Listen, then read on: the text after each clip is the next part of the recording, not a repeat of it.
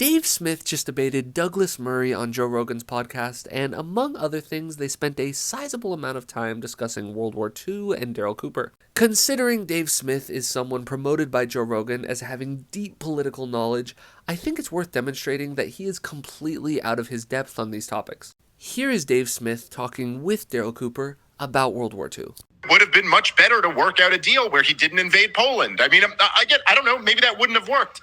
But was anyone even attempting that? It seems like no, they were trying to attempt to get him to go west and then go east and then leave the Jews with no place to flee to. Alrighty, so probably one of the most famous peace agreements of all time is the agreement made in Munich in 1938 between Germany and Britain. This came right after Germany had annexed the Sudetenland, a portion of Czechoslovakia that contained a large number of ethnic Germans. The agreement was basically, okay, Germany, you can have this part of Czechoslovakia, but it stops here. They had taken the Rhineland, no one put up a fight. They had taken Austria, no one put up a fight. And now they were taking part of Czechoslovakia, and it was like, okay, you can have this, but no more. Less than a year later, Germany took the rest of Czechoslovakia. It is then after the Munich Agreement is broken that Britain gives the war guarantee to Poland. Germany knows this, and yet they still choose to invade Poland. Dave Smith is apparently not aware of any of this, and his take is just, hey, why didn't anybody try and stop Germany from invading Poland?